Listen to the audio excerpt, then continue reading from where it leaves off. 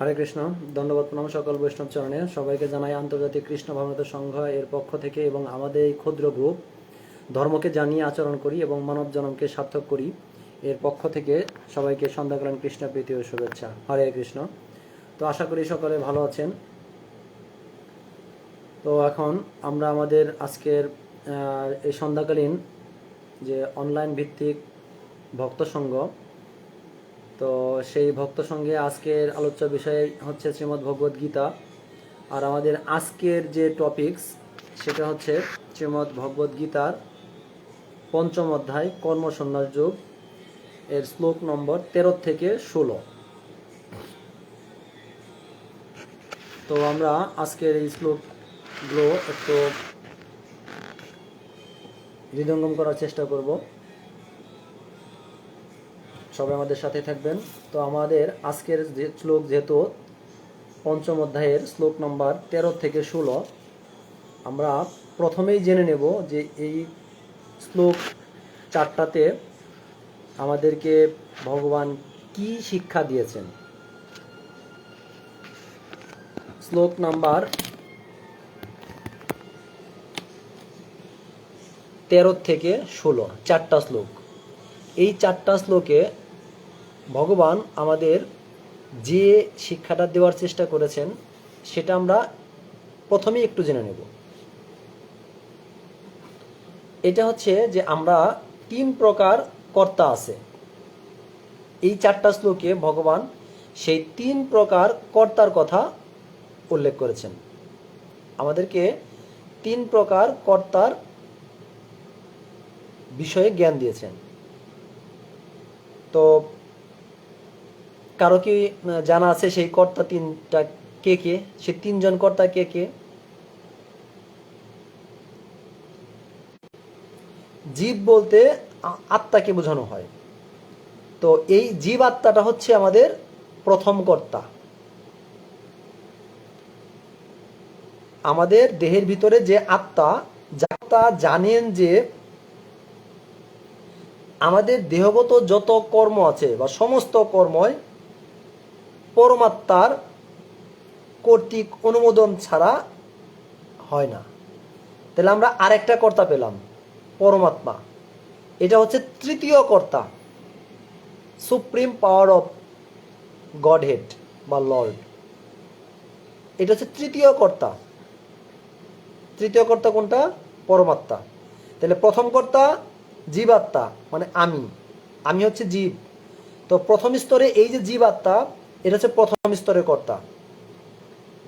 আর এই পরমাত্মা জানেন, জ্ঞান অর্জন করার পর তিনি জানতে পারেন যে তিনি এই দেহগত যে সমস্ত কর্ম, সেটা পরমাত্মা, 3 নাম্বার কর্তা, সর্বোচ্চ কর্তা, তার অনুমোদন ছাড়া এটা চলে না। তারই অনুমোদনে প্রকৃতির 3টা গুণ, সত্যগুণ, রজগুণ, তমগুণ, এই প্রকৃতির 3টা গুণ, এটা হচ্ছে দ্বিতীয় কর্তা। এর দ্বারা আমরা আপনা আপনি কর্ম সম্পাদন করে থাকি। এই জ্ঞানের ফলস্বরূপ আমাদের শুদ্ধ চেতনা লাভ হয়। তাহলে আমরা 3 প্রকার কর্ম আজকের এই শ্লোক নাম্বার 13 থেকে 16তে, যদিও এটা গীতাতে ডাইরেক্ট দেওয়া নাই, বলা নাই, তবুও এর শিক্ষাটা এইটাই, যে কি শিক্ষা? 3 প্রকার কর্তা আছে, সেটা আমরা পেলাম শ্রীমদ্ ভগবদ গীতার পঞ্চম অধ্যায়ের 13 থেকে 16 এই 4টা শ্লোকের মধ্যে। 3টা কর্তা কি কি? সৌরভপ্রভু, 3টা কর্তা কি কি? কি কি জানলাম আমরা 3টা কর্তা?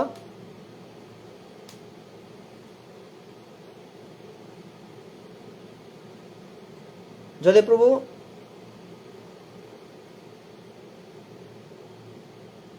হরে কৃষ্ণ, আমাকে শুনতে পাচ্ছেন?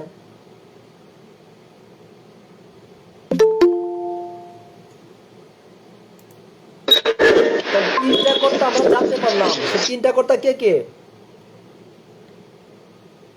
1 নাম্বার জীবাত্মা, পরমাত্মা। জীবাত্মা, পরমাত্মা, আর হচ্ছে জড়া প্রকৃতির তিনটা গুণ, মানে দুর্গা দেবী। দুর্গা দেবী কিন্তু আমাদের কর্তা, কারণ তারই পরিচালনায় এই জগৎ।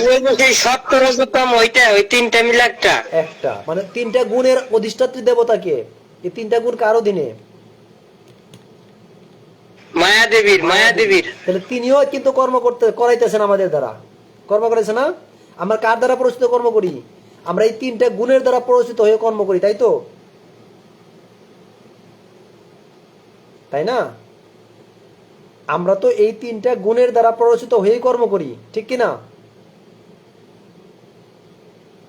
এই জন্য সেটা হচ্ছে এক প্রকার কর্তা।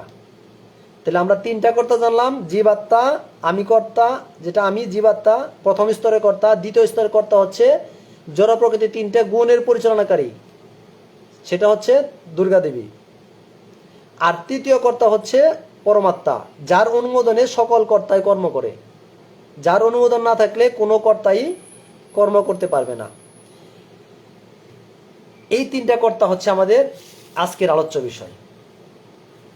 এইটুকু জ্ঞান যার আছে, যে তিন প্রকার কর্তা, কিন্তু আমি নিজেকে কর্তা মনে করি, এটা আমি করছি, ওইটা আমি করছি, এটা আমার, এরকম আমরা যারা আত্ম অভিমান করি, এই কর্তাগুলো, এই কর্তা মানে আমি জীবাত্মা, আমি কর্তা, কর্ম করি জড়া প্রকৃতি তিনটে গুণের প্রভাবে। তাহলে আমার বস হচ্ছে দুর্গা দেবী, যে ওই তিনটা গুণের দ্বারা আমাকে কর্ম করাচ্ছেন। আমার বস জড়া প্রকৃতি তিনটা গুণ, তার দেবতা হচ্ছে দুর্গা দেবী। আর তাকে পরিচালনা করার জন্য আছে পরমাত্মা, যে কিনা অনুমোদন দিলে কর্ম হয়, না হলে হয় না। তার মানে আমি নিজেকে কর্তা বলার কিছু নাই, আমি যা করতেছি সবই জড়া প্রকৃতির তিনটা গুণের প্রভাবে করতেছি। আর সেই জড়া প্রকৃতির তিনটা গুণ কে পরিচালনা করতেছে? পরমাত্মা, পরমেশ্বর, ভগবান। এই জন্য বলছে যারা কিনা এই জ্ঞান যার ভিতরে আছে, তার ফলে তার চেতনাটা শুদ্ধ হয়, অর্থাৎ তিনি শুদ্ধ চেতনায় অধিষ্ঠিত হয়। আমরা এই আজকের আলোচ্য বিষয়ের মূল শিক্ষাটা আগেই বলে নিলাম, কারণ আমরা যদি মূল শিক্ষাটা ধরতে পারি, তাহলে আমাদের পরবর্তীতে বিষয়ে আমরা বুঝতে পারবো। আমরা কি শিখতেছি সেটাই জানি না, তাহলে আমরা কি শিখবো সেটা বুঝতে পারবো না। এই জন্য আমরা 13 থেকে 16 নম্বর শ্লোকটা শিখবো। আর এই 4টা শ্লোকের মূল শিক্ষা এই কর্তা সম্পর্কে। আমরা যারা নিজেকে কর্তা অভিমান করি, কিন্তু মূল কর্তা যে আমি না, আমার বস হচ্ছেন জড় প্রকৃতি তিনটা গুণ, আবার তিনিও প্রকৃত কর্তা না, তার বস হচ্ছে পরমাত্মা, যার অনুমোদনে সকল কর্ম চলে। এই জন্য আমাদের কর্তা অভিমান করা মোটেও উচিত না। প্রকৃত কর্তা হচ্ছে পরমেশ্বর ভগবান শ্রীকৃষ্ণ। এই মূল থিমটুকুই ভগবান এই 4টা শ্লোকের দ্বারা আমাদেরকে জ্ঞান দান করেছেন। তো আমরা আজকে 13 নম্বর শ্লোক দেখি ভগবান কি বলছে। শ্লোক 13, সর্বকর্মাণি মনসা সংন্যস্তাংস্তে সুখম বশী নবদ্বারে পুরে দেহি নৈব কুর্বন কারয়ন। গীতার গান। বাহ্যে সর্বকার্য করে অন্তরে সন্ন্যাস, সর্বকার্যে সুষ্ঠ করি সুখেতে নিবাস। নবদ্বার যুক্ত দেহ থাকি সেই পুরে, নিজে কিছু নাহি করে না করাই পরে। অনুবাদ। এই যে 13 নম্বর শ্লোক, এই 13 নম্বর শ্লোকের অনুবাদ হচ্ছে, বলছে বাহ্যে মানে বাহিরে সমস্ত কার্য করেও মনের দ্বারা সমস্ত কর্ম ত্যাগ করে জীব নবদ্বার বিশিষ্ট দেহরূপ গৃহে পরম সুখে বাস করতে থাকেন। কি বলছে? আমরা বাইরে অনেক কর্ম করি, বলছে বাহ্যে সমস্ত কার্য করেও, যারা প্রকৃত জ্ঞানবান, যাদের চেতনা শুদ্ধ হয়েছে, যারা কর্তা সম্পর্কে জ্ঞান আছে, তারা বলে না এই কাজটা আমি করছি। তারা জানে যে আমি বাইরে যত কর্ম করতেছি এই কাজগুলা আমি করছি না, আমাকে জড়া প্রকৃতির গুণের দ্বারা পরিচালিত হয়ে করাচ্ছে, আর তাকে করাচ্ছে পরমেশ্বর ভগবান। তার মানে সমস্ত কর্মই ভগবান করাচ্ছে, সমস্ত কর্মের কর্তা হচ্ছে ভগবান। এইটুকু জ্ঞান যার আছে, যার লাভ হয়েছে, তিনি কি করে? বাহ্যে এরকম, বাহ্যে মানে বাহিরে এরকম কর্ম তিনি করতে থাকেন। কিন্তু মনের দ্বারা তিনি তো জানেন তার মন তো শান্ত, তিনি কি করেন এই মনের দ্বারা সমস্ত প্রকারের যে কর্ম ত্যাগ করেন, মানে কর্মের ফলটা ত্যাগ করেন, যে কর্তা অভিমান এটা তিনি ত্যাগ করেন। এইটা যখন ত্যাগ করেন তখন তিনি কোথায় থাকেন? নবদ্বার বিশিষ্ট এই যে দেহ, এই দেহের আমাদের 9টা দ্বার আছে। সেই 9টা দ্বার কি কি? 2টা চোখ, 2টা নাক, 2টা কান, মুখ, পাদ, উপস্থ, সরি মুখ, পায়ু, উপস্থ। এই যে 9টা দ্বার, আমাদের দেহে 9টা দ্বার, দ্বার মানে দরজা, যে 9টা দরজা দিয়ে এই জীবাত্মা যাতায়াত করতে পারে। তো এই 9টা দরজা কে কে কে কে বলতে পারবে? চক্ষু, কর্ণ, নাসিকা, জিহ্বা, চক্ষু, কর্ণ, নাসিকা, তারপরে হচ্ছে এই আমার চোখ আছে দুটো, চোখ দুটো, কান। কান দুটো, কান দুটো, 4টা, নাক দুটো, আর মুখ একটা, মুখ একটা। নাক দুটো, তাহলে 7টা। মুখ, উদর, উপস্থ। উদর তো কোনো দরজা না, উদর দিয়ে, উদর মানে পেট। উদর দিয়ে কি যাতায়াত করা উপস্থ যায়? এবং পায়ু হ্যাঁ, গুলিয়ে যায়। গুলিয়ে যায়।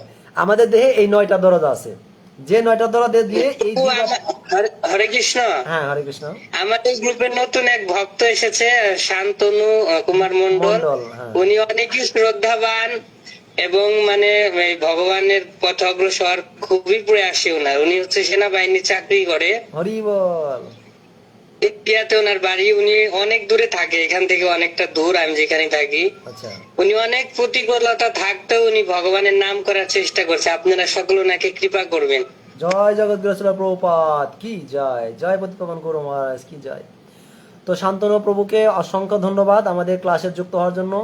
তো দূরত্ব যতই থাকুক না কেন, আপনি এখন আমার সম্মুখে, মানে আমার নিকটে।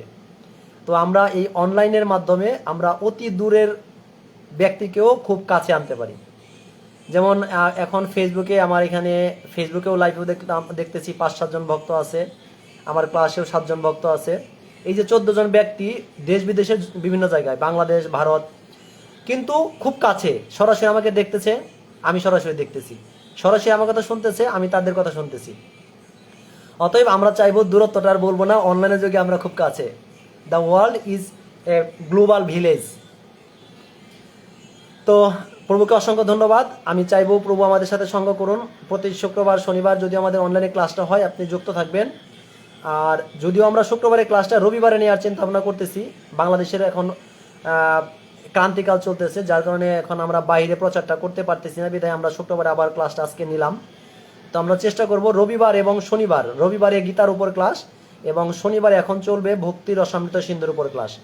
তো আমি চাইবো প্রভু আপনি যুক্ত থাকবেন আর আমাদেরকে সঙ্গ দেওয়ার মাধ্যমে আমাদেরকেও ধন্য করবেন। হরে কৃষ্ণ। আর প্রভু আপনি যদি আমাদের উদ্দেশ্যে কিছু বলতে চান, আনমিউট করে বলুন, তাহলে ভক্তরা শুনতে পাবে। আনমিউট করতে হবে আপনাকে আগে। নিচে দেখুন যে স্পিকার চিহ্ন আছে, ওইখানে চাপ দিন।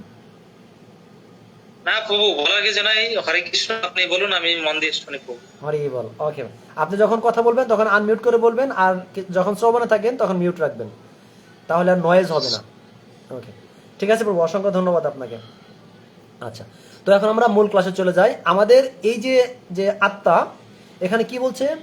যে ব্যক্তি জানেন যে বাহ্যে তিনি ক্রিয়া করতেছেন, বাহিরে সমস্ত কর্ম করতেছেন, কিন্তু যিনি জ্ঞানবান, যার চেতনা উন্মুক্ত হয়েছে, তিনি কি করতে? তিনি জানেন যে এই কর্মগুলো আমি করছি না, আমাকে করাচ্ছে। কে করাচ্ছে? আমি তো প্রথম কর্তা, আমাকে কাজগুলো করানো হচ্ছে আমার দ্বারা। কে করাচ্ছে? জড় প্রকৃতির 3টা গুণ, সত্য, রজ, তম। তার মানে এই 3টা গুণ কার হাতে? দুর্গা দেবীর হাতে। তার মানে দুর্গা দেবী আমাকে দিয়ে এই কাজগুলো করিয়ে নিচ্ছে, তিনি আমার বস। আবার তিনিও শ্রেষ্ঠ না, তাকেও কেউ সুতা দিয়ে ঘোরাচ্ছে। তিনি কে? তিনি পরমেশ্বর ভগবান, পরমাত্মা। তার মানে তিনি হচ্ছেন শ্রেষ্ঠ কর্তা। তাই এই যে 3টা কর্তা, যিনি এটা জেনে ফেলেছেন, তিনি কখনোই বলবেন না এই কাজটা আমি করছি, কারণ তিনি জানেন এই কাজটা আমি করি না, আমাকে দিয়ে করানো হয়েছে। যেমন অ্যাক্টিভ ভয়েস, প্যাসিভ ভয়েস। আমি ভাত খাই, আমার দ্বারা ভাত খাওয়ানো হয়। I eat rice, rice is eaten by me. তো আই ইট রাইস এটা হচ্ছে অ্যাক্টিভ ভয়েসে, কিন্তু অ্যাক্টিভ ভয়েস আমার জন্য না, এটা হচ্ছে পরমেশ্বর ভগবান শ্রীকৃষ্ণের জন্য।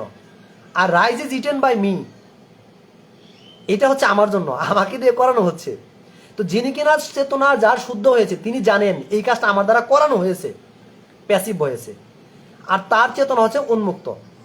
আর তিনিই বুঝতে পারেন যে এই কর্তা আমি না, আমি কর্ম আমার দ্বারা করানো হচ্ছে, আর তিনি বাহিরে কর্ম করতেছেন বাহ্যে, আর অন্তরে তিনি মনের থেকে জানেন এটা নবদ্বার বিশিষ্ট দেহে আমি বাস করতেছি, কিন্তু কাজগুলো করাচ্ছে ভগবান, পরমাত্মা ভগবান। আর 9টা দরজা আমরা জেনে ফেললাম, 2টা চোখ, 2টা নাক, 2টা কান, 6টা মুখ, 7টা পায়ু এবং উপস্থ। এই হচ্ছে 9টা দরজা। এই দরজা বিশিষ্ট একটা দেহ, সেই দেহের ভিতরে অবস্থান করে আমি, কর্তা, জীবাত্মা। কিন্তু এটাই হচ্ছে শিক্ষা আজ এই 4টা শ্লোকের মূল তথ্য, যে আমি প্রকৃত কর্তা নই, আমি প্রথম কর্তা। ঠিক যেরকম যদি আজকে বাংলাদেশ সরকার বা ভারত সরকার যদি বলে যে প্রত্যেকটা দেশের নাগরিককে 10 কেজি করে গম দেওয়া হবে, তো এই গমটা অনুমোদন করলেন কে? সরকার প্রধান। সেটা হতে পারে নরেন্দ্র মোদী অথবা হতে পারে বাংলাদেশ সরকারের প্রধান। কিন্তু তিনি তো প্রত্যেকের ঘরে ঘরে গিয়ে দিচ্ছেন না। তিনি কি করবেন? তিনি রাজ্য সরকারকে দিয়ে দিবেন। তো যখন রাজ্য সরকার চলে আসবে অথবা মন্ত্রীদের কাছে চলে আসবে, তারপর তিনি চেয়ারম্যান মেম্বারের মাধ্যমে প্রত্যেকটি লোক জনগণের হাতে পৌঁছে দেবে। তাহলে আমি তো দেখলাম আমার কাছে গমের বস্তাটা দিচ্ছে কে? মেম্বার। কিন্তু প্রকৃতপক্ষে কি তার বাপের টাকা দেয় এই গম আমাকে দিছে? দেয়নি। তাহলে কে দিল? মূল সরকার। রাজ্য সরকারও দেয়নি, দেশের প্রধানমন্ত্রী বা মূল সরকার। ঠিক একই রকম আমার হাতে যেই দেখ না কেন, গমটা তিনি দেন নাই। আমরা যখন গমটা হাতে পেলাম তখন বলবো না যে আমাদের গ্রামের মেম্বার আমাকে 10 কেজি গম দিছে, এটা বলবো না। আমরা কি বলি? যে সরকার থেকে আমাদেরকে গম দেওয়া হয়েছে। হরি বল। আমরা স্ক্রিনে দেখতে পাচ্ছি সঞ্জিত কুণ্ড প্রভুর নতুন, এটা কি বলে প্রভু? সবাই কৃপা করবেন সঞ্জিত কুণ্ড প্রভুর এই যানবাহনকে প্রভু যেন ভগবান নৃসিংহদেবের কৃপায় তার এই আগামী পথ চলা যেন নিরাপদ হয়, নৃসিংহদেব যেন তাকে সর্বদা রক্ষা করেন এবং তার সংসারে উন্নতি প্রদান করেন, এই প্রার্থনা করি। তো সঞ্জিত কুণ্ড প্রভুর গাড়িটা দেখা যাচ্ছে স্ক্রিনে, সবাই দেখুন এবং আশীর্বাদ করুন। জয় ভক্ত ভগবান নৃসিংহদেব কি জয়। অনেক সুন্দর হয়েছে প্রভু। আচ্ছা, হরি বল। এই যে গাড়ির মালিক, প্রথম কর্তা সঞ্জিত কুণ্ড প্রভু। হরি বল।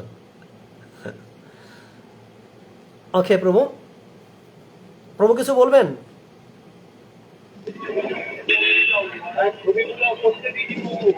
আচ্ছা ঠিক আছে, আমরা তাহলে পরে দেখে নেব আর কথা বলে নেব ক্লাস শেষে। ওকে। তো আচ্ছা প্রভু, আপনি একটু কথা ক্লিয়ার না, মিউট রাখুন।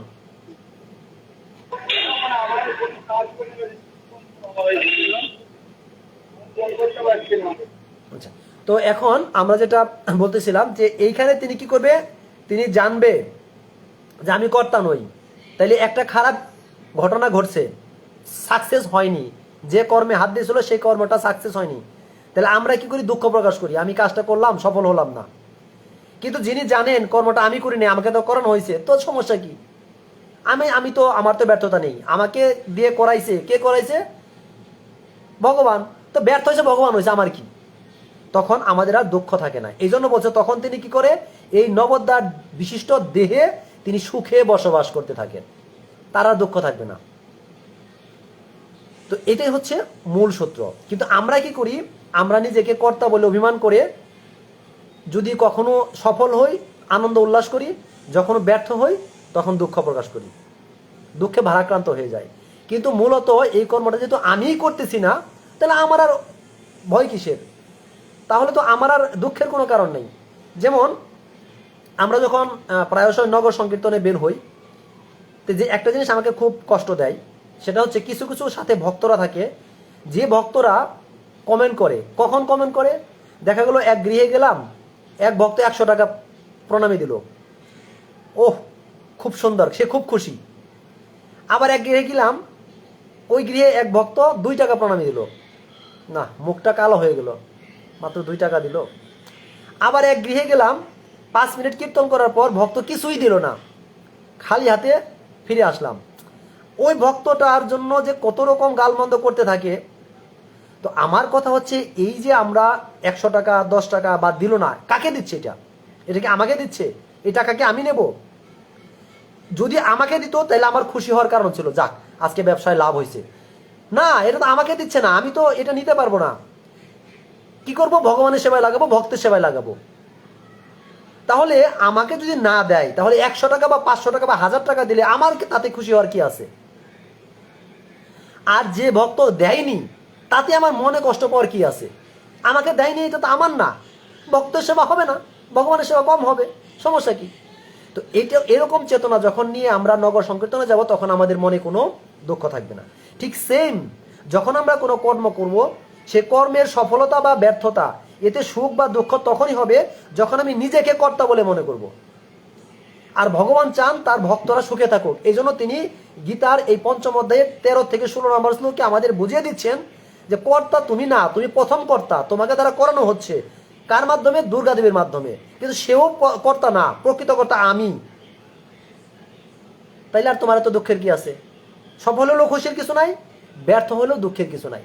গীতাতে ভগবান অনেক জায়গায় বলেছেন, যারা স্থিতপ্রজ্ঞ তারা কখনো দুঃখে কাতর হয় না, সুখে উল্লসিত হয় না। কিন্তু আমরা বুঝতে পারি না ভগবান কৃষ্ণের এই কথাটা। কিন্তু আজকের এই 13 থেকে 16 নম্বর শ্লোকে আমাদের বুঝে নিতে হবে এটাই, যে কেন আমি কষ্ট পাবো না আর কেন আমি আনন্দে উল্লসিত হব না। কারণ আমি তো কর্তাই না। এই চেতনা যখন থাকবে, তখন আমাদের দুঃখও থাকবে না, আমাদের আনন্দে উল্লসিত হওয়ারও কিছু থাকবে না।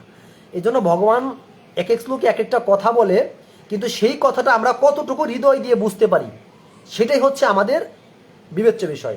আমরা বুঝি না, যার কারণে গীতা পড়ার পরেও আমাদের চেতনা শুদ্ধ হয় না, আমরা দুঃখেই ডুবে থাকি। তো এখানে জীবাত্মা যদিও মানে স্বেচ্ছায় এই দেহের বন্ধনে আবদ্ধ হয়ে পড়তেছে, কিন্তু সেটা বুঝতেছে না। জীবাত্মা যদিও কর্ম করতেছে না, আমরা বললাম যে কর্ম তাকে করানো হচ্ছে, কিন্তু এই যে জীবাত্মাগুলো এই জড়জগতের এই বিভিন্ন দেহের আবদ্ধে আবর্তিত হয়ে যাচ্ছে, কিন্তু সে বুঝতেই পারতেছে না কিভাবে আবর্তিত হচ্ছে। কিভাবে আবর্তিত হচ্ছে? যখন জড়জগতের 3টা গুণ, এই 3টা গুণের প্ররোচনায় এই দেহ বাহ্যিকভাবে বিভিন্ন ধরনের মায়া বা কামনার বশবর্তী হয়ে বিভিন্ন ধরনের কর্ম করে, তখন কি করে? সেই কর্মের চক্রে সে আবদ্ধ হয়ে পড়ে, যার কারণে সে মুক্তি লাভ করতে পারে না। যেমন এই হাত দিয়ে যখন পুণ্য কর্ম করব, তখন পুণ্য ফল পাবো, পাপ করলে পাপের ফল পাবো। যখন পাপ কাজ করব, তখন এই পাপের ফল ভোগ করার জন্য আমাকে নরকে যেতে হবে অথবা পশুজনিতে জন্মগ্রহণ করতে হবে। আর যখন পুণ্য করব, তখন এই পুণ্যের ফলে আমি স্বর্গে যাব, কোনো সমস্যা নেই, গেলাম। কিন্তু ক্ষীণ পুণ্যে মর্তলোকম বিশন্তি, পুণ্য যখন শেষ হয়ে যাবে, আমাকে মর্তলোকে আবার জন্মগ্রহণ করতে হবে। তার মানে কি? আবার জন্ম মানে আবার দুঃখ, আবার কষ্ট, আবার কর্ম, আবার কর্মফল, আবার জন্ম নাও, আবার স্বর্গে যাও, আবার নরকে আসো। এই যে চক্র, সে আর এখান থেকে বের হতে পারে না। কিন্তু যিনি বুঝে গেছেন আমি কর্তা না, ভগবান কর্তা, আমার কোনো অভিমান নাই, তাইলে আমি কেন এই জড়জগতের যে গুণ, 3টা গুণের অধীনে কেন থাকবো? কেন আমি দুর্গা দেবীর আন্ডারে থাকবো? আমি ভগবান আন্ডারে চলে যাই। 2টা রশি আমাকে 2 দিকে টানতেছে, এইরকম। আমার একটা রশি ডান হাত, একটা রশি বাম হাত, 2 হাতে বাঁধা। একদিকে মায়া দেবী টানতেছে দুর্গা দেবী, আর একদিকে যোগমায়া টানতেছে, সরি যোগমায়া আর মহামায়া। একদিকে যোগমায়া আর একদিকে মহামায়া। যোগমায়া টানতেছে কৃষ্ণের অন্তরঙ্গ শক্তি, আর মহামায়া টানতেছে আমাকে দুর্গা দেবী। যখন দুর্গা দেবী আমাকে টেনে নিয়ে যায়, তখন আমি এই জাগতিক কর্ম করি। আর যখন আমি কৃষ্ণের দিকে চলে যাই, তখন আর দুর্গা দেবী আমাকে আমার উপর কাজ করতে পারে না।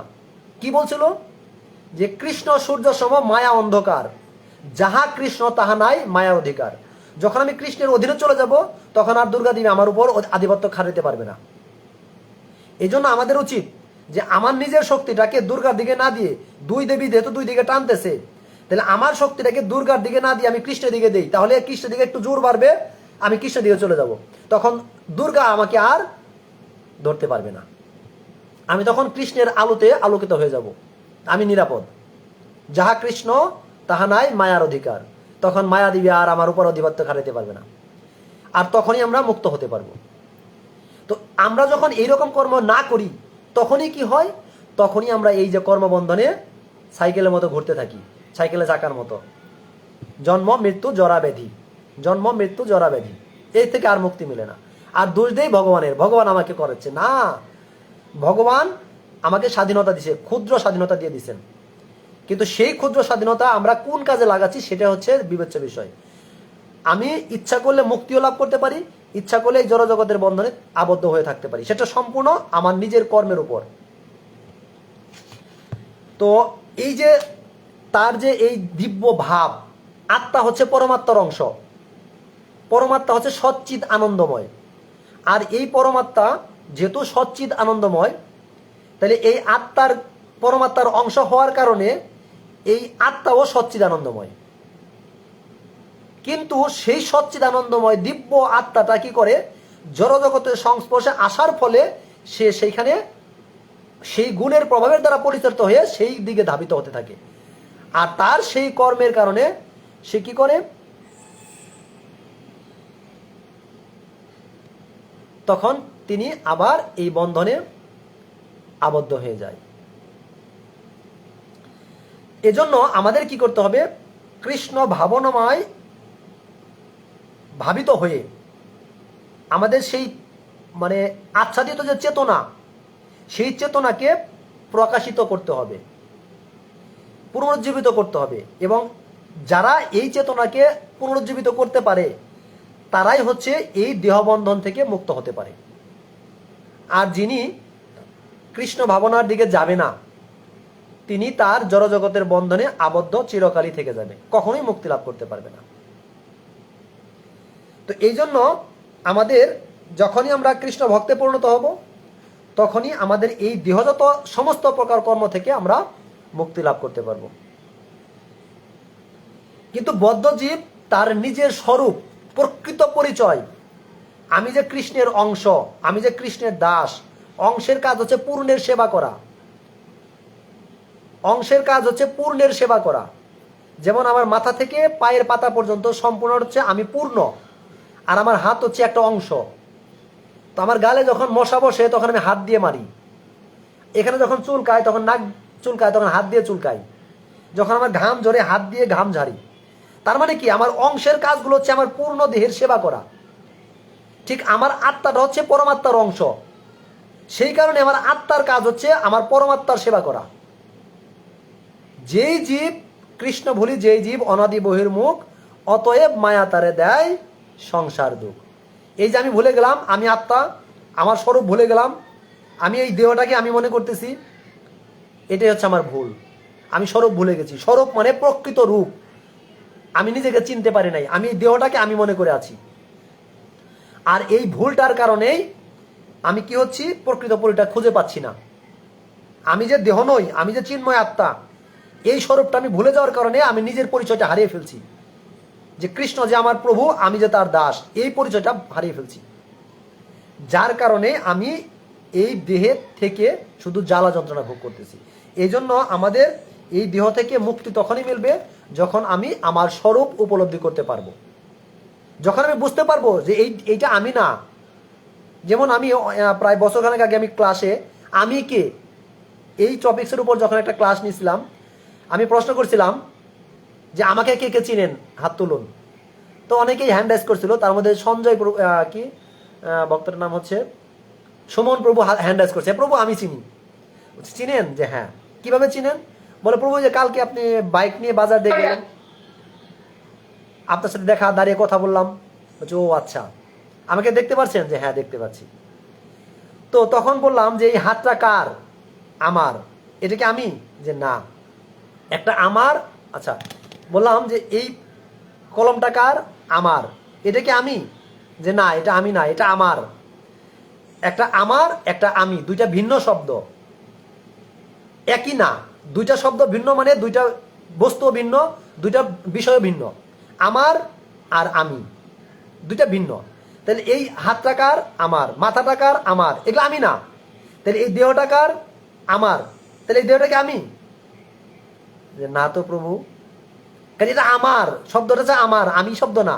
তাহলে আমিটাকে, আমি হচ্ছে চিন্ময় আত্মা। তাহলে প্রভু আপনি কি আমার আত্মাটাকে দেখতে পাচ্ছেন, দেখেছেন?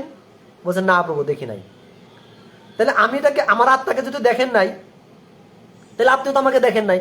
বলছেন না প্রভু। তাহলে চিনছেন? না প্রভু। তো কি চিনছেন? যে আমি আপনার দেহটাকে চিনছি। তো এইরকম যে এই যে ভুলটা, এই দেহটাকে আমি মনে করা, এটাই হচ্ছে ভুল। এবং আমরা প্রত্যেকটা ব্যক্তি এই ভুলটাই করি, এবং এই ভুলটার কারণেই আমরা যত রকম জ্বালা যন্ত্রণা দুঃখ কষ্ট পেতেই থাকি।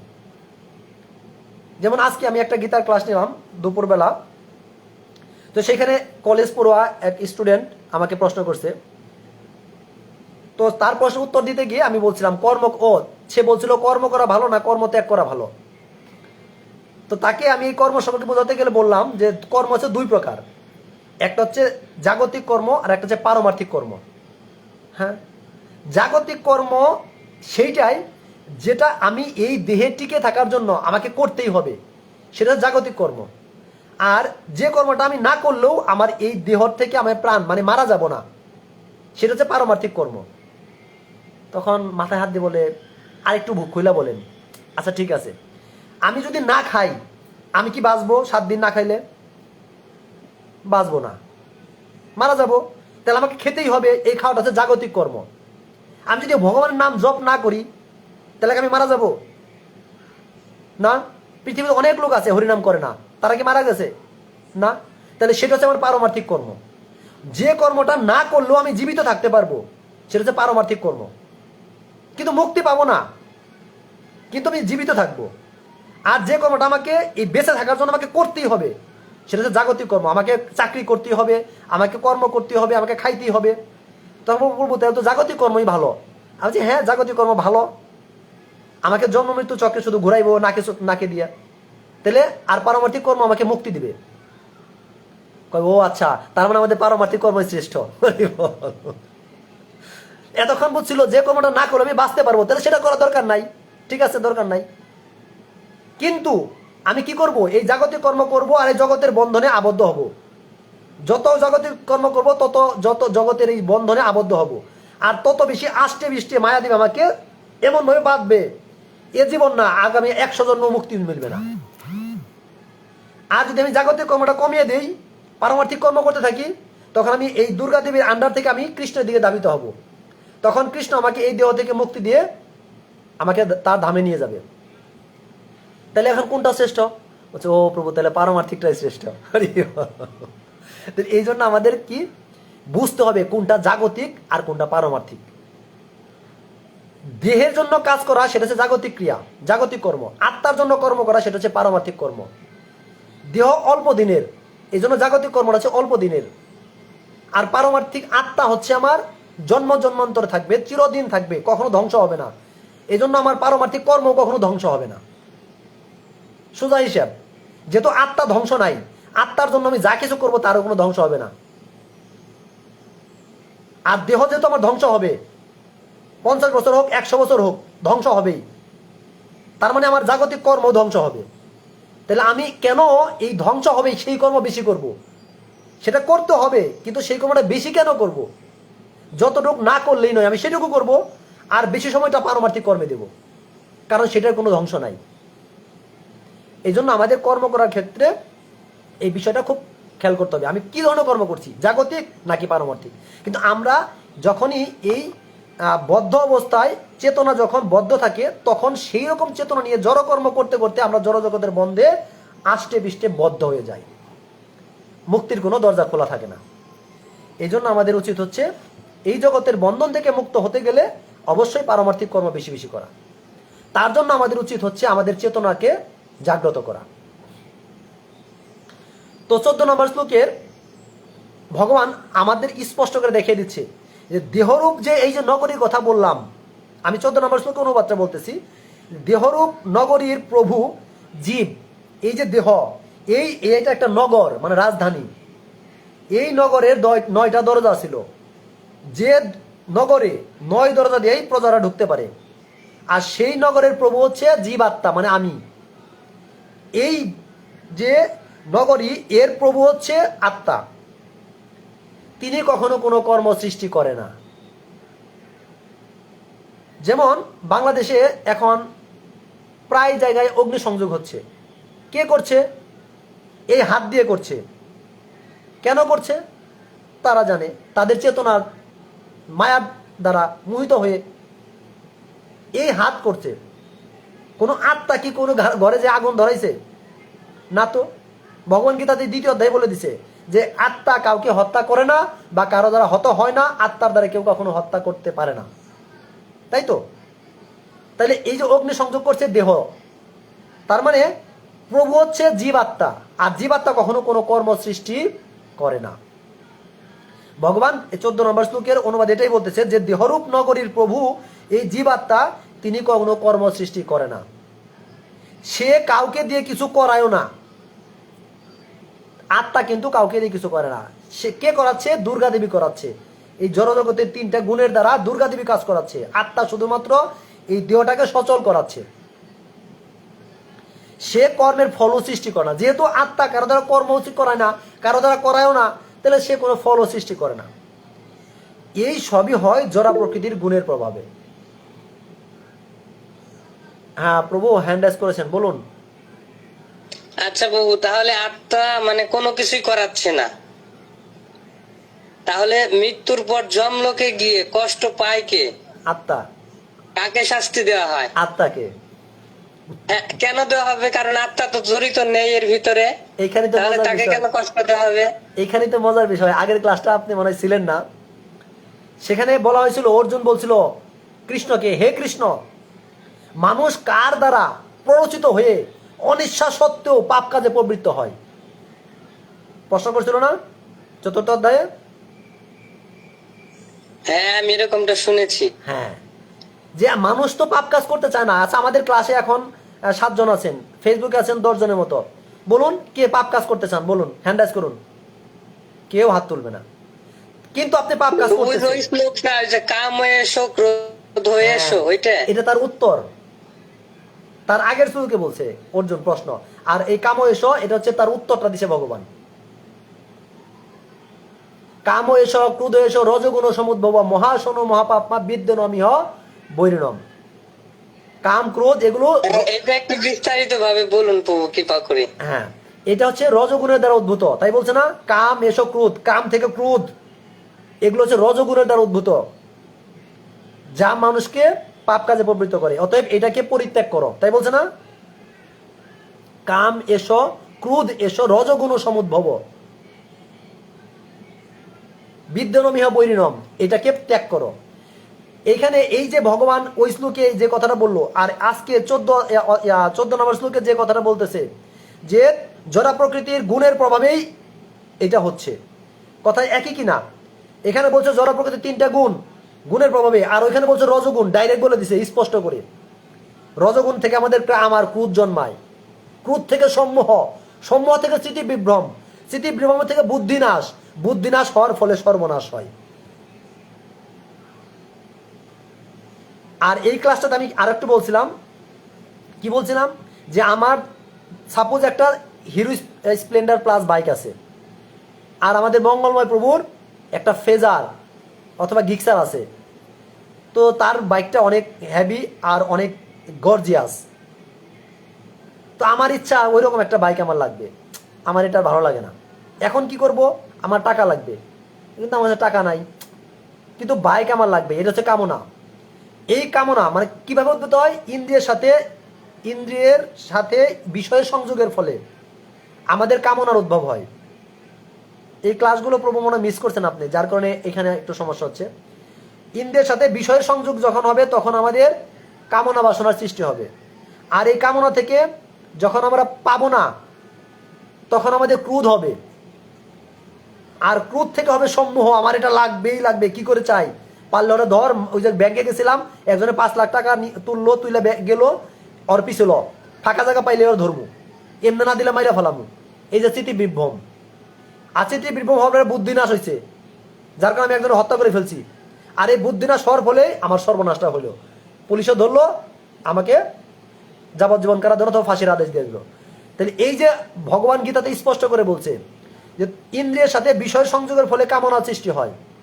আর এই কামনা থেকে ক্রোধ, ক্রোধ থেকে সম্মোহ, মানে এক ধারে আমার লাগবেই লাগবে, সম্মোহিত হয়ে যাওয়া, একদিকে ধাবিত হওয়া, আর কোনো টেনশন নাই, একটাই চিন্তা, খাওয়া দাওয়া সব বাদ, এটাকে বলে সম্মোহ, একদিকে মোহিত হয়ে যাওয়া।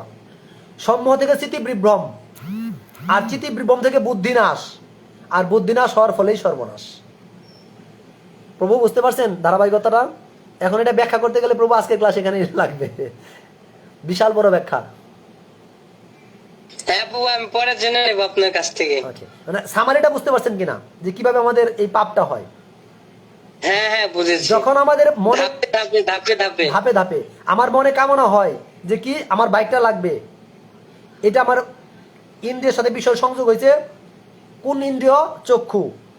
আর বিষয় রূপ, বাইকের রূপ দেখে আমার মুগ্ধ, ঠিক কিনা? আমার বাইক দেখতে ভালো লাগে না, গিক্সারটা ভালো লাগে, ওই বাইকের রূপে আমি মুগ্ধ। তাহলে ইন্দ্রিয় হচ্ছে চোখ, বিষয় হচ্ছে রূপ, বাইকের রূপ, চেহারা, এই দুইটার সাথে সংযোগ ঘটছে, যার কারণে আমার কামনার জন্ম হয়েছে। এইবার এই বাইকটা আমার লাগবে, কামনার জন্ম হইলো। এইবার এইটা থেকে আমি তো পাইতেছি না, আমার কাছে টাকা নাই, গরিব মানুষ, সাইকেল নিয়ে চলা পাই না, গিক্সার কিনবো। তাহলে কি হলো? ক্রোধ। কেন আমার টাকা নাই, ভগবান আমার কি কেন গরিব বানাইলো, এই সেই করতে করতে ক্রোধ, রজোগুণ। এবার আমার বাইক লাগবেই, এই যে সম্মোহিত হয়ে গেলাম, আমার ব্রেন আর কিছু কাজ করতেছে না, সম্মোহ, স্মৃতি বিভ্রম, মানে বুদ্ধি নাশ হয়ে গেছে। এইবার কি করলাম? এই চাহিদাটা গেছে আমার মনের ভিতরে, মনকে বলতেছে বাইক আমার লাগবে। ওরে মন, মন রে আমার, পাগলা মন বুঝে না, বাইক আমার লাগবেই। মন চিন্তা করতেছে, মনের থেকে বুদ্ধি শ্রেষ্ঠ, বুদ্ধির কাছে নক করছে, এই ও তো বাইক চাই, কি করবো? এখন বুদ্ধি হলো দুই প্রকার, একটা হচ্ছে ভালো বুদ্ধি, সৎ বুদ্ধি, একটা হচ্ছে অসৎ বুদ্ধি। যদি ভালো বুদ্ধি আপনার জাগ্রত থাকে, তখন বলবে না তোর টাকা নাই, চুপ করে থাক, বাইক লাগবো না, মানুষের বাইক না, তোর লাভ নাই, যেদিন টাকা পাবো সেদিন কিনিস, আর নাহলে দরকার নাই, চুপ, সাইকেলই ভালো, ভালো বুদ্ধি। আর যদি ভালো বুদ্ধি না, খারাপ বুদ্ধি যদি জাগ্রত থাকে, দোস্ত বাইক তো লাগবেই রে, ওই দেখ 5 লাখ টাকা তুলে নিল, ল আজকে ধরি। এই যে খারাপ বুদ্ধি সাপোর্ট দিল, তারে হত্যাটা করে দিলেন। তাহলে বুদ্ধি আপনাকে সাপোর্ট দিচ্ছে। তার বুদ্ধিকে নিয়ন্ত্রণ করে কে? বুদ্ধিকে নিয়ন্ত্রণ করে আত্মা, জ্ঞান। জ্ঞান হচ্ছে বুদ্ধির রাজধানী। এই জ্ঞান যার যেমন, তার বুদ্ধি সেরকম। জ্ঞান যদি হয় উন্নত, তার বুদ্ধি থাকে উন্নত। জ্ঞান যদি হয় পাপ, তাহলে তার বুদ্ধি থাকে পাপের বুদ্ধি। এই জন্য এই জ্ঞানটা, একটা শ্লোক বলা হয়েছে, বুদ্ধি হচ্ছে সেই রথের আরোহী, ইন্দ্রিয় গুলো হচ্ছে ঘোড়া, মন হচ্ছে সেই রথের হচ্ছে বলগা হচ্ছে বুদ্ধি। হ্যাঁ, তো এই যে বিষয়টা, রথে আরোহী হচ্ছে জীবাত্মা। এই যে বিষয়গুলো, এগুলো আমাদের বুঝতে হবে। যখন না বুঝবো তখন আমরা উল্টাপাল্টা কাজ করে ফেলবো। আর যার কিনা এই ভগবত ভক্তিমূলক শাস্ত্রীয় জ্ঞান বুদ্ধি আছে, সে কখনো বিপদগ্রস্ত হবে না। তার বুদ্ধি দান করে কে? দদামি বুদ্ধি যুগম। কে তাকে বুদ্ধিযুগ দান করে? ভগবান। যে ভগবানের প্রতি যতটুকু শরণাগত, ভগবান তাকে ততটুকু বুদ্ধি দান করবে। আমি 10% শরণাগত, ভগবান আমাকে 10% বুদ্ধি দান করবেন। আমি 100% শরণাগত, ভগবান আমাকে 100% বুদ্ধি দান করবেন। এই জন্য এই বুদ্ধিটার জন্য আমাকে কি করতে হবে? শাস্ত্র গ্রন্থ অধ্যয়ন করতে হবে, ভগবানের প্রতি ভক্তি লাভ করতে হবে। তাইলে ভগবান আমাকে বুদ্ধি দান করবে। দদামি বুদ্ধি যুগম, আমি তোমাকে বুদ্ধি দান করব। তাহলে প্রভু এখন বুঝতে পারছেন কেন পাপ করে? আর এই বুদ্ধির কারণে মানুষ জ্ঞান পায়, জ্ঞানের কারণে আত্মা, মন এইভাবে ধীরে ধীরে যাইতে যেতে আত্মা তখন অনুমোদন করতে বাধ্য থাকে। আত্মা তখন অনুমোদন করতে বাধ্য, যা এতক্ষণ বুঝালাম, যখন বুঝলি না, ঠিক আছে করগা, যা হয় হবে। তখন আত্মা হচ্ছে নিরুপায়, দেয়ালে পিঠ থেকে গেছে গা। এজন্য বলছে যারা কিনা মনের কথা চলে, তারা হচ্ছে গুদাস, ইন্দ্রিয়ের দাস। আর যারা মনের বিরুদ্ধে কর্ম করতে পারে, তারা হচ্ছে গুস্বামী, ইন্দ্রিয়ের স্বামী। যারা কিনা 6টা বেগ দমন করতে পারছেন, 6 বেগ দমি, 6 200 6টা গুণ অর্জন করতে পারছেন, তারা হচ্ছে গোস্বামী। মন চাই চুরি করতে, তারা চোরের সঙ্গ পরিত্যাগ করে। মন চাই এটা ওটা খাইতে, কিন্তু তারা কৃষ্ণ প্রসাদ ছাড়া কিছু খায় না। এইভাবে করে তারা সবকিছু সংযত করে। ঠিক আছে প্রভু? আর এভাবে সে পাপ কর্মে লিপ্ত হয়। তো এখন এই 14 নম্বর শ্লোকে যেটা আমরা জানলাম, ভগবান স্পষ্ট করে বলে দিচ্ছেন যে দেহরূপ নগরীর প্রভু জীব কর্ম সৃষ্টি করে না, সে কাউকে দিয়ে কিছু করায়ও না, আর সে কোনো কর্মফল সৃষ্টি করে না। মানে আত্মার কথাটা বলছে, এই দেহের আত্মা কথা বলছে যে এই দেহের যে প্রভু আত্মা, তিনি আসলে এগুলো কিছু করে না। কিন্তু আমি কি মনে করি, আমিই করতেছি। এই দেহে আত্মা না থাকলে এই দেহ হাত নড়বে না, মুখ কথা বলবে না, চোখ দেখবে না, কান শুনবে না, তারপরেও মনে করি আমিই করতেছি, এই হাতই করতেছে, মানে আমি এই দেহ দিয়ে আমিই করতেছি। এটাই হচ্ছে আমাদের ভুল। বলছে এটা কেউ করে না। কে করে? যা কিছু করা হয় সবই হয় জড়া প্রকৃতির প্রভাবে। ভগবান 14 নম্বর শ্লোকে স্পষ্ট করে বলে দিচ্ছেন। অর্থাৎ জীব কি করে? ভগবানের মতোই, কিন্তু সে প্রকৃতি সমুদ্ভূত, সচ্চিদ আনন্দ। কিন্তু এই পরা প্রকৃতি ভগবানের একটি অপরা প্রকৃতি থেকে ভিন্ন। একটা হচ্ছে পরা প্রকৃতি, একটা অপরা প্রকৃতি। এটা হচ্ছে জড় জগৎ, আর হচ্ছে চিন্ময় জগৎ। একটা পরা, একটা হচ্ছে অপরা। এই যে শক্তিগুলা একটা থেকে আরেকটা ভিন্ন, একটা চিরস্থায়ী, একটা ক্ষণস্থায়ী। তো এই বিষয়গুলোর কারণে কি হয় যে কোনো না কোনো ভাবে এর উৎকৃষ্ট অপরা প্রকৃতি অংশ হওয়ার ফলে জীবাত্মা অনাদিকাল ধরে অপরা প্রকৃতির সংসর্গে আছে। তার কর্মের ফলে সে এই জড়জগতের মুহে আবদ্ধ অবস্থায় আছে, এবং সে চিরস্থায়ী এভাবে কর্ম করেই যাচ্ছে। আর সে ক্ষণস্থায়ী জন্য, সুখ লাভের জন্য সে এই জড়কর্মই করে যাচ্ছে, যার কারণে সে এখান থেকে আর মুক্ত হতে পারছে না। আর সে এক দেহ থেকে আরেক দেহ প্রাপ্ত হচ্ছে, কখনো কুকুর দেহ, কখনো মনুষ্য দেহ, কখনো কৃমিকীট, কখনো পক্ষী দেহ, কখনো বৃক্ষ। এগুলো সবই হচ্ছে তার জড়কর্মের প্রভাব। এই জন্য আমাদের কি করতে হবে? এইভাবে দেহের বন্ধনে সে এই বদ্ধ দশায় প্রাপ্ত হয়ে চলতেছে। তো সে তখন অজ্ঞানতার অন্ধকার আচ্ছন্ন হয়ে এই জড় দেহটিকেই আমি বলে মনে করে, স্বরূপ বলে মনে করে, এটাই আমি। এবং এই দেহ নির্গত যত কর্মের ফল সে ভোগ করতে থাকে। আর জন্ম জন্মান্তরে যে সঞ্চিত যে অজ্ঞানতা, এর ফলে তাকে এই দেহজাত দুঃখ কষ্ট ভোগ করতে হচ্ছে। এটাই হচ্ছে তার মূল কারণ। এই জন্ম করছে, আগের জন্ম করছে, এরকম কর্ম করার ফলেই সে কষ্ট পাচ্ছে। কিন্তু যদি কেউ যে মুহূর্তে এই দেহাত্ম বুদ্ধি থেকে বেরিয়ে আসতে পারবে, যে এই দেহাত্ম বুদ্ধি পরিত্যাগ করতে পারবে যে আমি এই দেহ নই, আমি চিন্ময় আত্মা, তখন সে এই কর্মফল থেকে মুক্ত হতে পারবে। হরি বল। আর যতক্ষণ সে এই দেহর যে নগরীতে বাস করতেছে, যতক্ষণ পর্যন্ত সে এই দেহটাকেই আমি মনে করবে, এবং মনে করবে আমি এই দেহের মালিক, যদিও আমি এই দেহের মালিক ঠিক আছে, কিন্তু প্রকৃত মালিক ভগবান। আমি শুধু এই দেহ সম্পর্কে জানি, আমার হাতে ব্যথা লাগলে আমি সেটা বুঝতে পারতেছি, কিন্তু ওই যে দীপক ভক্তপ্রভুর যে হাত যে কেটে জ্বলতেছে সেটা কিন্তু আমি বুঝতে পারতেছি না। কিন্তু ভগবান তিনি আমার দেহে কাটলেও কেমন যন্ত্রণা তিনি বুঝতে পারেন, তিনি আপনার দেহ কাটলেও কেমন যন্ত্রণা বুঝতে পারেন। তিনি সকল দেহের প্রভু। এই জন্য প্রকৃত প্রভু হচ্ছে পরমেশ্বর ভগবান। এই জন্য প্রকৃত পক্ষে আমরা কি করি? নিজেকে এই দেহের অধীশ্বর মনে করে নিজেকে কর্তা বলে মনে করি, যদিও আমি এই কর্তা নই। আর এই কারণে সে কি করে? সে ভব সমুদ্রে নিমজ্জিত হয়ে জীবনের সংগ্রামে সে বিধ্বস্ত হয়ে পড়ে, জ্বালা যন্ত্রণা ভোগ করতে থাকে। যদিও জীব অনুসদৃশ, অনু আত্মা। এই জন্য সে কি করে? এই উত্তাল সমুদ্রে, দুঃখ কষ্টের সমুদ্রে শুধু হাবুডুবু খেতেই থাকে। তো এই ভব সমুদ্র সেই পার হতে পারবে যখন সে কৃষ্ণ ভাবনায় যুক্ত হয়ে ভগবত চেতনায় যুক্ত হবে। তো আমাকে একটু আগাতে হবে, কারণ অলরেডি 9:40 বেজে গেছে। আমি যদি একটু না দ্রুত করি তাহলে হয়তো বা 4টা শ্লোক শেষ করতে পারবো না। তো আমি একটু আগে যাচ্ছি। 15 নম্বর শ্লোক। 15 নম্বর শ্লোকে অনুবাদে ভগবান বলতেছেন, পরমেশ্বর ভগবান জীবের পাপ অথবা পুণ্য কিছুই গ্রহণ করেন না।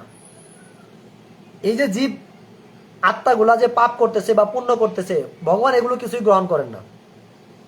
অজ্ঞানের দ্বারা প্রকৃত জ্ঞান আবৃত হওয়ার ফলে আমাদের যে প্রকৃত জ্ঞান এটা আবৃত হয়ে আছে, আচ্ছাদিত হয়ে আছে, যার কারণে জীব সমূহ মোহাচ্ছন্ন হয়ে পড়ে। আমরা কেন মোহিত হই? আমাদের প্রকৃত জ্ঞানটা আমরা ভুলে গেছি, যার কারণে আমরা মোহিত হয়ে গেছি। আর এর কারণে আমরা প্রকৃত স্বরূপটা এখন বুঝতে পারতেছি না। এখানে বিভু শব্দটা ব্যবহার করা হয়েছে।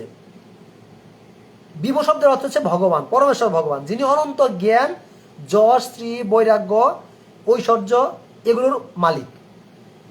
আর তিনি সর্বদাই আত্মতৃপ্ত। পাপ এবং পুণ্য কখনোই তাকে স্পর্শ করতে পারে না, কারণ তিনি সবকিছুর ঊর্ধ্বে। তিনি কোনো জীবের জন্য কোনো বিশেষ অবস্থা সৃষ্টিও করেন না, কাউকে বিপদেও ফেলেন না, কাউকে বিপদ থেকে উদ্ধারও করেন না। সবাই আমরা নিজের কর্মের কারণে বিপদে পড়ি, আবার নিজের প্রচেষ্টাই সেখান থেকে মুক্ত হই। কিন্তু ভগবান আমাদেরকে সাহায্য করবেন যদি আমরা ভগবানের শরণাপন্ন হই। যদি আমরা ভগবানের শরণাপন্ন না হই, ভগবান আমাদের কিচ্ছু করবে না। যেমন দ্রৌপদী, যখন তাকে বস্ত্র হরণ করা হয় তখন নিজে চেষ্টা করছে, রাখতে পারে নাই। যখন ভগবানের শরণাপন্ন হয়েছে, 2 হাত তুলে দিছে যে ভগবান আমাকে রক্ষা করো, তখন ভগবান বস্ত্রের ভান্ডার খুলে দিছে, যা।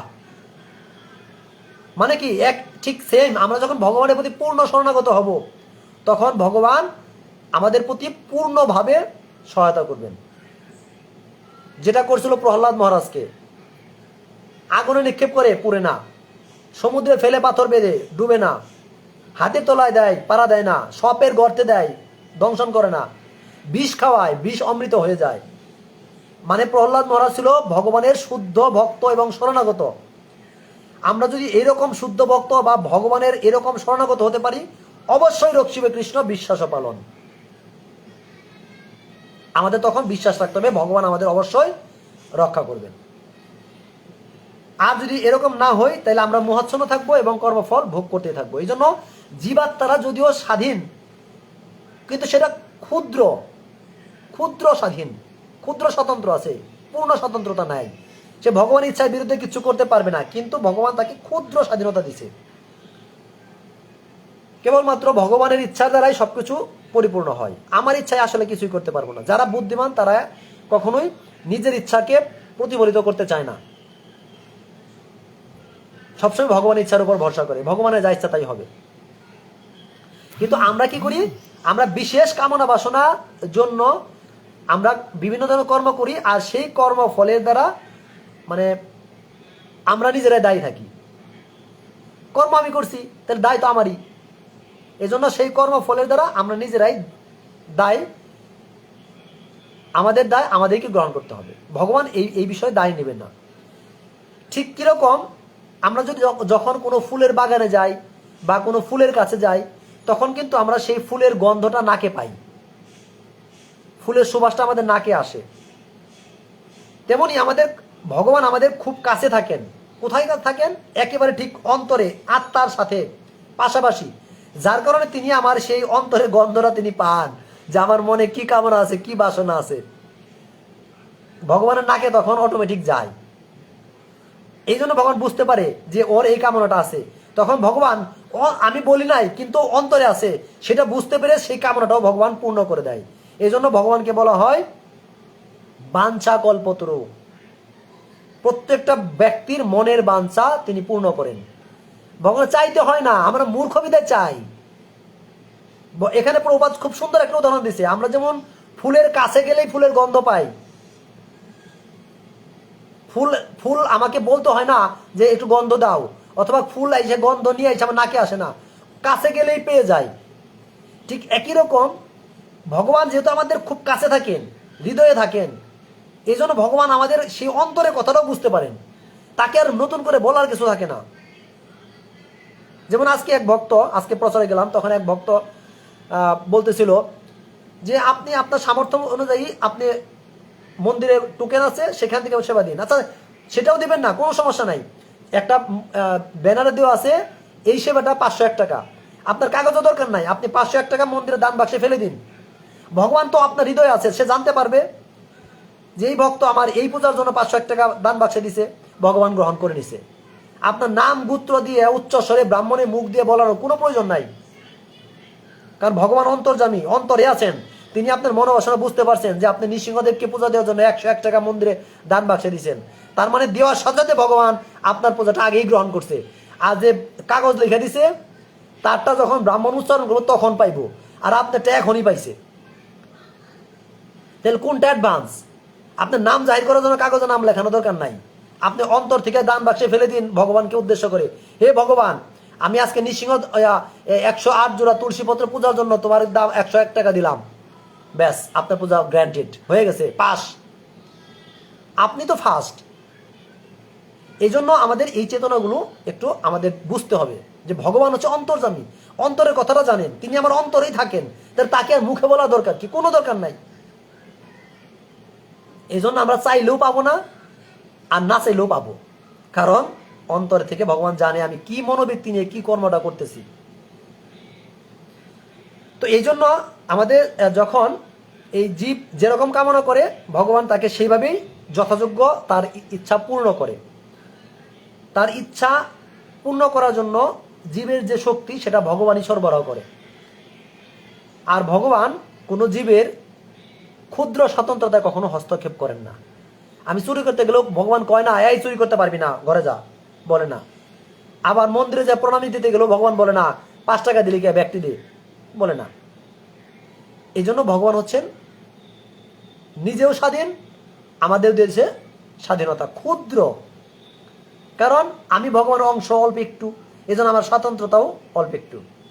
আর ভগবান বিভু, এই জন্য ভগবানের স্বাধীনতাও বিভু, বিরাট স্বাধীন ভগবান, ভগবানের মতো স্বাধীন আর কেউ নাই। কিন্তু আমি তো ক্ষুদ্র, এই জন্য আমার স্বাধীনতাও ক্ষুদ্র, ক্ষুদ্র স্বতন্ত্রতা আছে। এই জন্য দেহধারী জীব যদি অনন্তকাল ধরে কৃষ্ণ বিমুখ থাকে, তাইলে সে কি হবে?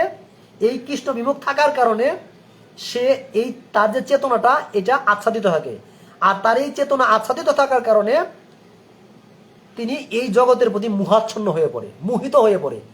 আর এই মোহটার কারণেই সে এই জড়জগতের বন্ধনে আরো আষ্টে পৃষ্ঠে আবদ্ধ হয়ে যায়। আর এটাকে বলা হচ্ছে অবিদ্যা। আর সে অবিদ্যা আবদ্ধ হয়ে পড়বে, এটাই স্বাভাবিক। আর ভগবান কি করেন? এই অজ্ঞানের জন্য আচ্ছন্ন হওয়ার ফলে তার ভববন্ধন থেকে তাকে মুক্তও করে না। আর আমরা ভগবানের দোষ দিয়ে বসে থাকি, ভগবান আমাকে মুক্ত করতেছে না। আসলে দোষটা ভগবানের না, দোষটা আমাদের, দোষ দিয়ে ভগবানের। তো যাই হোক, আমি চেষ্টা করব, আর যেহেতু 9:50 বাজে 49, আমি 10টার মধ্যেই ক্লাসটা শেষ করার চেষ্টা করব।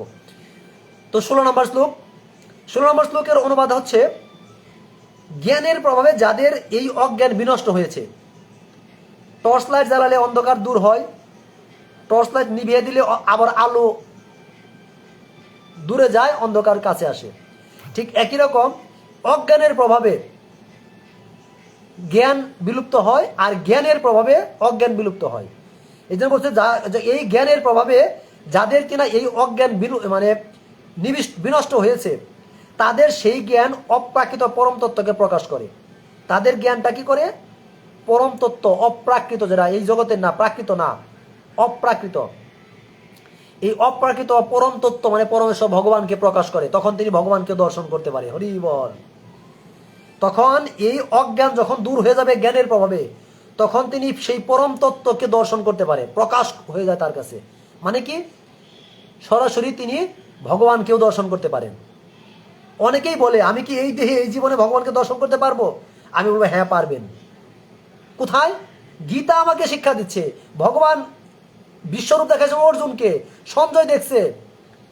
তাহলে তারা যদি দিব্য দৃষ্টি লাভ করে এই দেহে দেখতে পারে, আমি কেন পারবো না? তাহলে আমার সঞ্জয় আর অর্জুনের পদাঙ্ক অনুসরণ করতে হবে, তাহলে আমিও পারবো। আর যদি আমি ধৃতরাষ্ট্র দুর্যোধনের পদাঙ্ক অনুসরণ করি, তাহলে কোনোদিনই ভগবানের বিশ্বরূপ দর্শন করতে পারবো না, আমার দ্বারা হবে না। সারা জীবনে ধর্মান্ধ থেকে যাব, অন্ধই থেকে যাব। এই জন্য আমাকে অর্জুনের পদাঙ্ক অনুসরণ করতে হবে, সঞ্জয়ের পদাঙ্ক অনুসরণ করতে হবে, ব্যাসদেবের পদাঙ্ক অনুসরণ করতে হবে।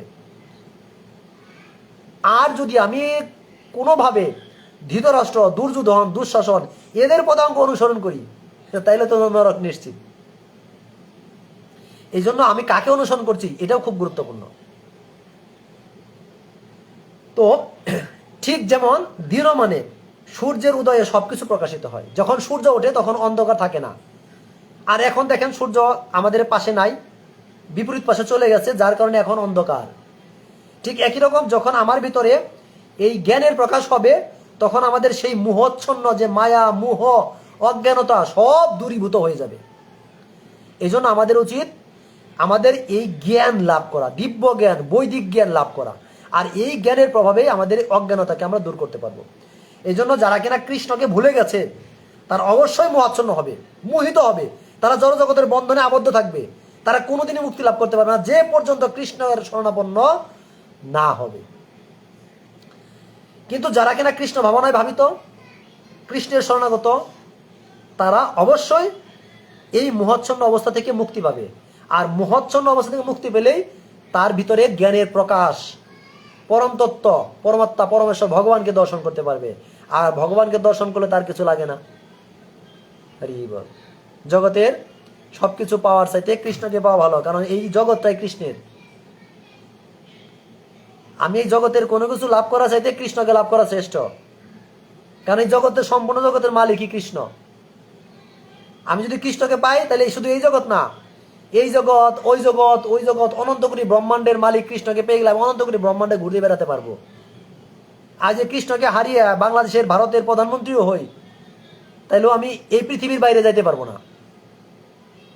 তাইলে আমার সবকিছু হারিয়ে যদি কৃষ্ণকে পাই তাতেও কোনো ক্ষতি নাই। আর সবকিছু পেয়ে যদি কৃষ্ণকে হারিয়ে ফেলি তাতেও কোনো লাভ নাই। এই জন্য আমার উচিত সবকিছুর বিনিময়ে হলেও কৃষ্ণকে লাভ করার চেষ্টা করা। সবকিছুর বিনিময়ে আমাদের দেহ, গেহ, জীবন, যৌবন, পিতা মাতা, ভাই বোন, আত্মীয় স্বজন যা আছে সবকিছু পরিত্যাগ করার পরও যদি কৃষ্ণকে পাই তাতেও আমাদের পিছন দিকে তাকানোর কোনো অবকাশ নাই।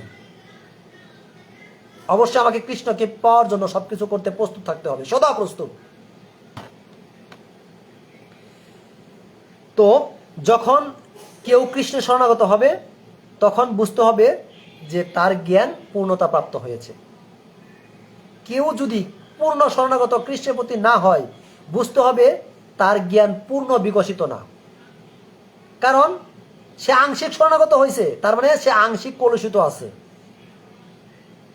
যেমন গত শুক্রবারে আমাদের ইসকন সাভারের প্রেসিডেন্ট নিতাই দাস প্রভু যখন এই যে তুষ্ট আত্মা গোপেশ দাস এই যে তাপস প্রভুর গৃহে মিটিং করলো, তখন তাপস প্রভুর গৃহে এক ভক্ত মাতাজি প্রশ্ন করছিল যে আমরা কি তাহলে লক্ষ্মী পূজাও করবো না? হ্যাঁ, তুষ্ট আত্মা গোপেশ দাস প্রভু আমাকে শুনতে পাচ্ছেন? হ্যাঁ প্রভু। কৃপা করে এই উত্তরটা আপনিই দিন, যেহেতু আপনি সেখানে ছিলেন। না প্রভু, এটা আপনি দেন না, আপনার মুখ থেকেই ভালো শোনা যাবে। আরে না, আমি ভালো মতো বুঝাইতে পারবো না। আরে প্রভু আপনি অনেক সুন্দর করে বলতে পারেন, আমি তো মুখ্য সূক্ষ্ম মানুষ, গুছিয়ে কথা বলতে পারি না প্রভু। আচ্ছা, সেখানে উদ্দেশ্য হচ্ছে এরকম যে আমি যদি কৃষ্ণকে যদি ভজন করি আবার পাশে লক্ষ্মীকেও ভজন করি, তখন কৃষ্ণ তো খুব চতুর, কৃষ্ণের চেয়ে চতুর আর কেউ নাই। বলবে ও আমা ভজ মাগ বিষয় চিন্তা। জয়দেব প্রভু বলেন, আমা ভজ মাগ বিষয় চিন্তা। প্রভু কহে আমার ভজে মাগে বিষয় সুখ, অমৃত সারি বিষ মাগে এক আমার মূর্খ, সচরণামৃত বিষয় ভুলাইব। মানে মূর্খ তুমি, তোমায় কেন বিষয় দেব, সচরণামৃত দিয়া বিষয় ভুলাইব। তুমি মূর্খ, আমি জ্ঞানী, তোমায় বিষয় কেন দেব? তুমি তো মূর্খ, এই জন্য তুমি বিষয় চাইতেছো। আমি তো জ্ঞানী, আমি তোমার বিষয় দেবো কেন? আমি কি করব? আমার চরণামৃত দিয়ে তোমাকে বিষয় ভুলিয়ে দিব, আমার দামে তোমাকে নিয়ে আসবো। এটাই হচ্ছে। তো আমি কৃষ্ণকে যখন ভজনা করব, লক্ষ্মীকে যখন ভজনা করব, তখন কৃষ্ণ বলবে ও তুমি আমারও কাছে ধরে টানো, আবার লক্ষ্মীরও কাছে ধরে টানো, যাও লক্ষ্মী তোমার দেবো না, আমি তোমার দেবো কেন? এই জন্য তখন কৃষ্ণ অনুমোদন দেবে না। আর কৃষ্ণ অনুমোদন না দিলে লক্ষ্মীর কোনো ক্ষমতা নাই আপনাকে দিবে। এই জন্য সবকিছু আমার কৃষ্ণের কাছে যেতে হবে, লক্ষ্মীরও দরকার নাই। স্বয়ং রাধারানী আছে লক্ষ্মীর অংশ, রাধারানী লক্ষ্মী, অতএব আমি কেন আবার ভিন্ন লক্ষ্মী চাইব? এই জন্য আমরা যারা 100% শরণাগত, হ্যাঁ প্রভু বলুন। বলছে যেখানে কৃষ্ণের সেবা পূজা হয় সেখানে সহস্র লক্ষ্মী বিরাজ করে। এক লক্ষ্মী না, শত সহস্র সহস্র লক্ষ্মী সেব্য মানম, ব্রহ্মা স্তুতিতে আছে, ব্রহ্মসংহিতায় শ্লোকটা মনে আছে না প্রভু?